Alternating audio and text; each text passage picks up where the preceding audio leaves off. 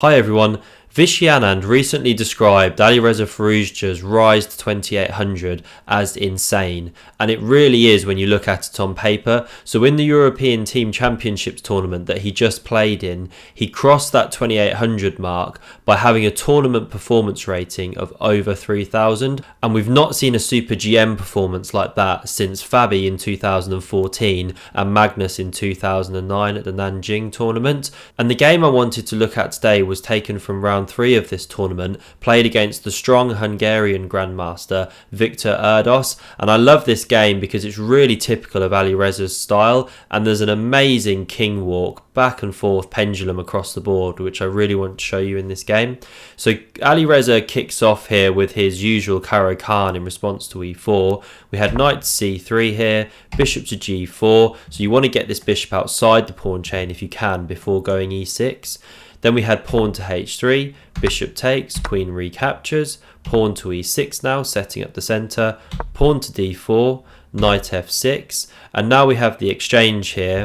You could play pawn e5, and that's a different variation, that's the advance. Then black will drop back and look to play c5. So we had captures in the middle here, and now Alireza recaptures with the c pawn. This makes a lot of sense because now you free up the c6 square for your knight. We had bishop to d3, knight to c6, knight to e2 now. Maybe slightly unusual, you might think that castling's better here, but white's looking to keep options open. We don't know if they want to attack on the king side and maybe castle queen side here. So knight e2 looks to reroute that knight because it's not doing a lot from c3, but it might be having some good jumps from, say, f4. So okay, we have h6 from Firouzja, c3 from white, just solidifying the centre, bishop to d6 developing, bishop to c2 dropping back, perhaps setting up ideas of queen to d3 later, rook to c8 coming to the half open file, and now the interesting move from white, g4, taking the fight to Firouzja and really trying to use the fact that Firouzja's committed already with h6 here, and so white wants to use that pawn as a lever to rip open the position. So it's a tricky position for black now. You're coming under direct fire. You can't necessarily castle kingside here. Well, you could, but you're coming into a big attack, rook coming to the g file. So where does your king want to live? And if you drop your knight back passively to d7, then that knight's got a really bleak future. It hasn't got jumps here, and you need to come up with a plan. So I love the way that Firouzja responds in this position. You know, it's really a classic response here from a top level GM. So look at this for a move. King d7. He recognises he can't castle kingside. He's already moved the rook across to the c8, so he thinks, right, I'm going to castle by hand. So now we have g5, Firouzja takes that, we have bishop recaptures, and now king to c7, getting on with the castling by hand. Now we have castles queenside from white, king to b8, completing that journey. So a really lovely king walk, but the king's not done yet, so keep your eye on that piece for the rest of the game. We have rook d to g1 coming onto that open file, but leaving this rook to defend the h3 pawn. Now we have another fantastic move from Firouzja here. So he plays pawn to b5. So we don't normally look to push the pawns in front of our king because we don't want to make our own king unsafe, but Firouzja recognises that he needs to generate counterplay in this position, or white's going to blow him away on the king side and perhaps coming through the middle. So he plays pawn to b5, generating counterplay. We have pawn to a3, pawn to a5 now. So look at these moves, both pawns storming down the board at the black king. Queen to d3, hitting that sensitive pawn. Queen to b6, defending. Now we have bishop takes on f6, and after the recapture we can see that white is trying to now come down on this g file and invade there. So we had rook to g7 now, immediately invading, eyeing this pawn, and Firouzja just calmly drops the queen back. So it's now double defending f7 and b5.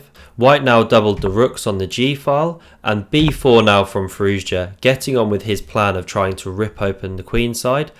a4 now in response. So white doesn't really want to capture here and start ripping open the lines, especially when black has 1, 2, 3, 4 pieces stacked up on the queen side and white only has 3 for his part. So that's why pawn a4 was played, trying to keep the position closed. So we had bishop to f8 now from Firouzja, a really nice calm move, and again showing a deep chess understanding. While this bishop did look good here, looking in these directions, Firouzja recognises the danger it will pose if he brings it to this h6 square. It also kicks away this dangerous rook now, so we have rook to h7. Now Firouzja throws in the check on h6. King moves away, and now pawn to f5, shutting down these light squares from these pieces and also adding extra support to e4. The rooks now exchange in the corner. We have rook to g3, perhaps making room for a knight maneuver, so the knight can come like this into e5 in the future.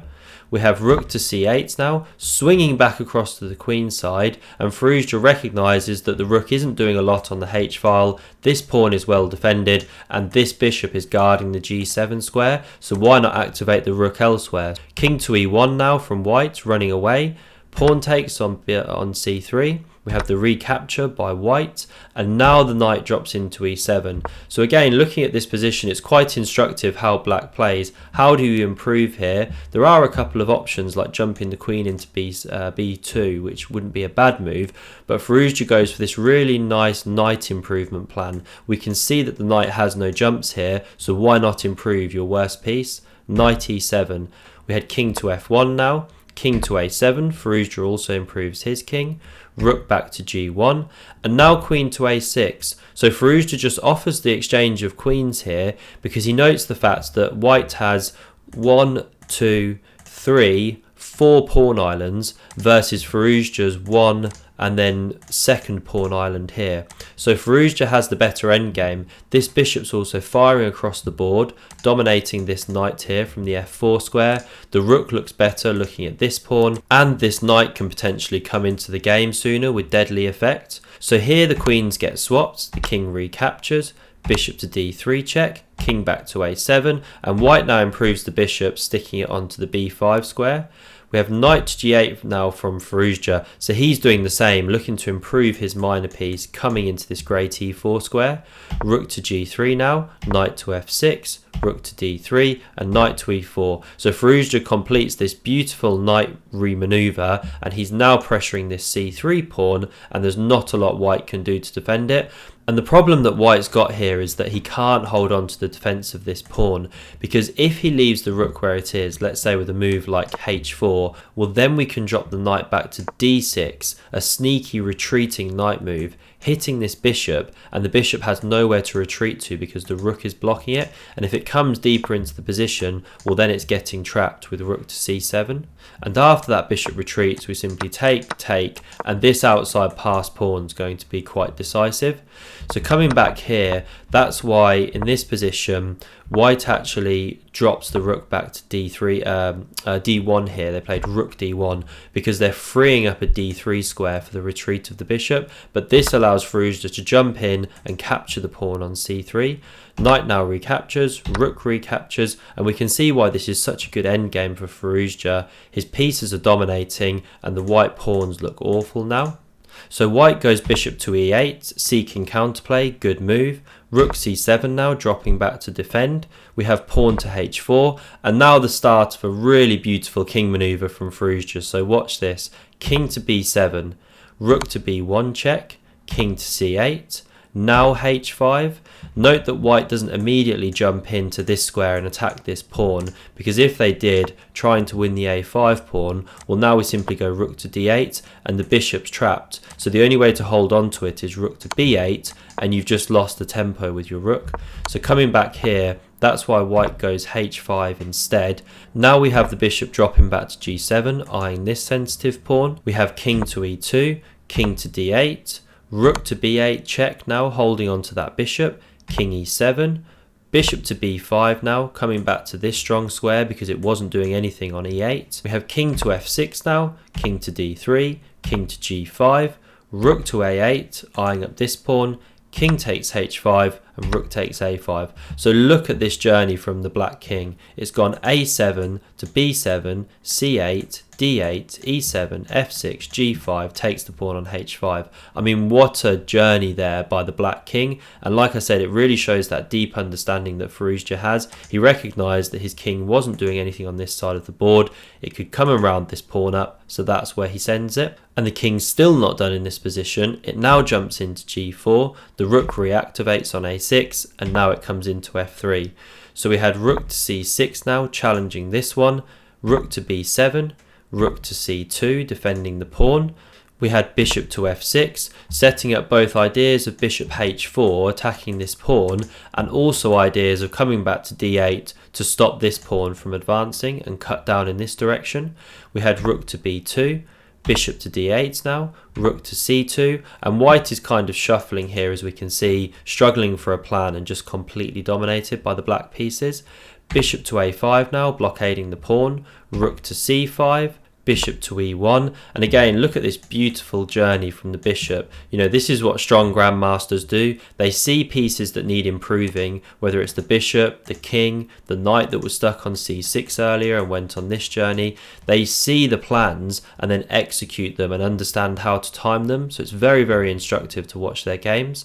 We had bishop to c6 now, hitting the rook, rook a7, rook to b5, rook takes a4, and now a last desperate trick from white, takes on d5, uncovering this attack on the rook, but white had simply overlooked a very basic tactic, rook a3 check, and white actually resigned here because the rook is dropping off after the king moves away. If you enjoyed this video and want to see more Firouzja videos, then click here, and if you want to subscribe to the channel to never miss a video, then click here.